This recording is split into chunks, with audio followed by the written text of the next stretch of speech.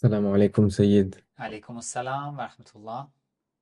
Déjà, merci beaucoup pour tout ce que vous faites pour la communauté. Votre contenu, il est vraiment riche. Je vous en prie, je vous en prie. Moi, ma question, c'est sur ce que vous avez expliqué sur la première phrase de Munajat Sha'bani de Imam Ali alayhi salam. Oui, Euh, c'est- J'avais réfléchi un peu sur cette phrase, puis il y a quelque chose qui me bloque, qui m'empêche vraiment de comprendre, puis j'aimerais euh, partager avec vous pour que m'apporter des éléments de oui, réflexion. laquelle, s'il vous plaît?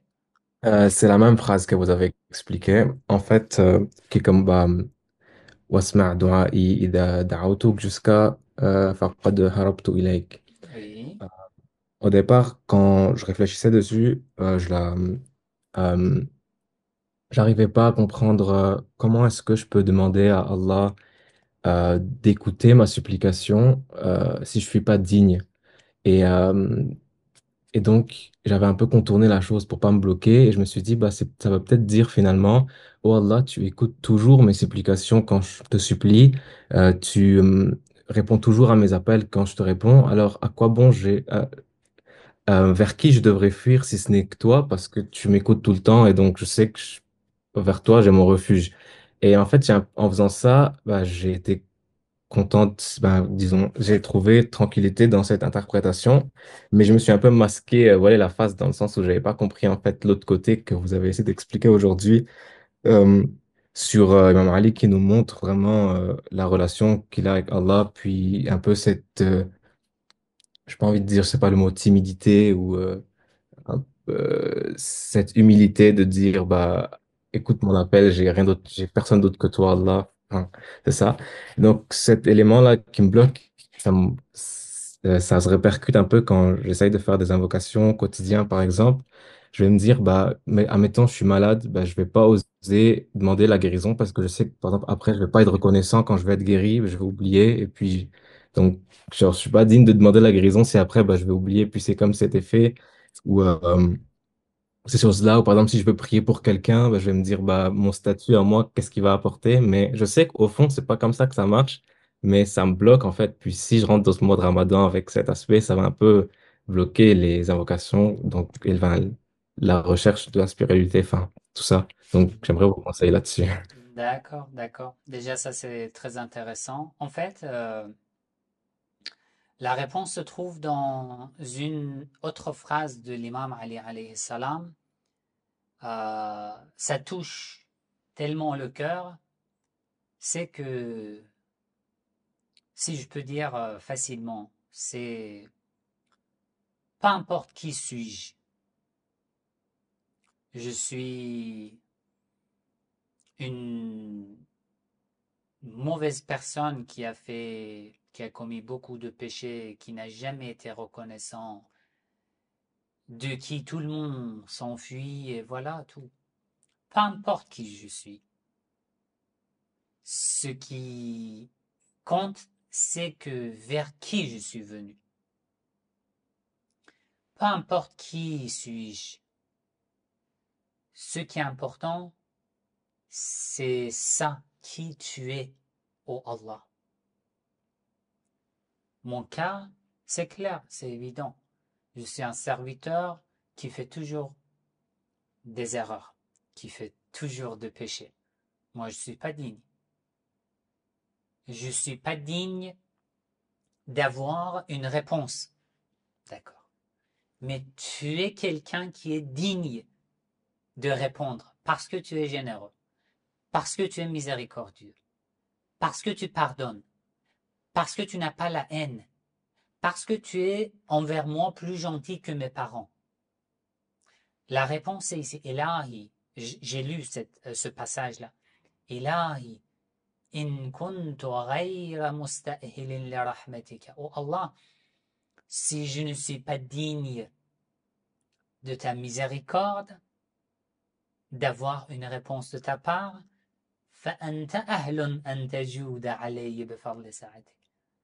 C'est toi qui es digne de me l'accorder, de m'accorder de ta miséricorde par ta vaste générosité. La question n'est pas le fait que est-ce que je suis digne ou non. Parce que même quelqu'un comme l'imam Ali alayhi salam ne se voit pas digne devant Allah d'avoir une réponse. Je suis Ali, mais il est mon créateur. Donc ici, devant la porte de tout miséricordieux, la question n'est pas notre dignité. Le problème n'est pas notre dignité. Nous avons déjà la réponse. Ce que nous devons savoir, c'est que je ne dois pas compter sur ma dignité. Dès que je sens que je suis digne d'avoir une réponse de la part d'Allah, je dois savoir que c'est le début de l'égarement. Comprenez-vous, c'est à tel point, c'est fin. Il faut faire attention. L'imam al-Sajjad alayhi salam dit dans Sahifat al-Sajjad, oh Allah, je sais que je n'arriverai jamais à être reconnaissant comme il faut, comme tu es digne. D'accord? Je sais déjà. Ma dignité, c'est hors question. Qui dit ça? L'imam al-Sajjad alayhi salam. Comme l'imam Ali alayhi salam dans cette phrase. Il dit In kuntu ghayra musta'hilin li rahmatika. Si je ne suis pas digne, mais au contraire, toi, du fait que tu es généreux, tu es le tout miséricordieux, tu es digne de me donner une réponse. L'imam al-Sajjad alayhi salam dit, je n'arriverai jamais à être reconnaissant comme tu es digne. Mais je compte sur ta miséricorde, sur ta générosité. Et ça, je dis avec une certitude. Dès que je pense que je suis fier de mes actes d'adoration, que je suis fier de mes prières, que je suis fier de mes jeûnes, mes pèlerinages et tout, et que je suis digne devant Allah, c'est le début de l'égarement, c'est le début de la perte, c'est fini. C'est le début de l'arrogance et de l'égoïsme pour Allah, le début de al-ujb. Al-ujb, c'est un type d'égoïsme, de l'arrogance intérieure, cachée, que tu n'es même pas conscient. Mais Allah sait. Donc, c'est comme ça. Personne n'est digne devant Allah. C'est clair. Et le fait que tu dis que, oh Allah, je ne suis pas digne, tu dois être rassuré que, avant de le dire, ta demande a été acceptée. Tu as déjà été pardonné. Parce que c'est ce que Allah veut. C'est d'être humble devant lui. C'est de ne pas se considérer digne. Lorsque les imams, lorsque le prophète Muhammad sallallahu alayhi wa sallam ne se considère pas digne devant Allah, je suis qui? Vous voyez donc, peu importe qui suis-je, ce qui importe c'est qui il est, lui, Allah. C'est comme ça. Et parfois, les gens qui ont commis beaucoup de péchés reçoivent des réponses plus rapidement par rapport à ceux qui font beaucoup d'actes d'adoration. C'est étrange, ça vous étonne, mais c'est comme ça.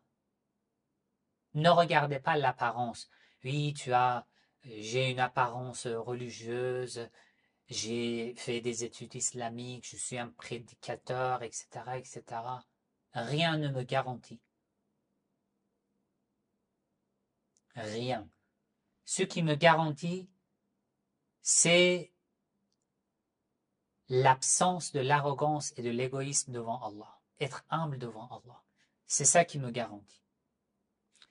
Je ne peux pas être humble devant Allah sans être humble devant les serviteurs d'Allah. Ça, c'est une règle. Avec mon épouse, avec mon mari, avec mes enfants, mes proches, je suis un pharaon, mais devant Allah, je pleure, les larmes coulent sur mes joues, mon visage. Après, je me dis, mais bon, j'ai tellement pleuré la nuit du destin. C'est rien. Vraiment, c'est rien. Donc, ce qui compte, c'est une telle humilité devant Allah. Et comme ça, c'est comme ça que les imams, alayhi salam, communiquent de telle manière très intéressante et très douce avec Allah. Est-ce que c'est clair? Ouais, merci beaucoup, Sayid. Vous ne pouvez pas savoir à quel point ça m'a rassuré de votre réponse. Je vous en prie, je vous en prie. Déjà, merci pour la question, c'était très intéressant.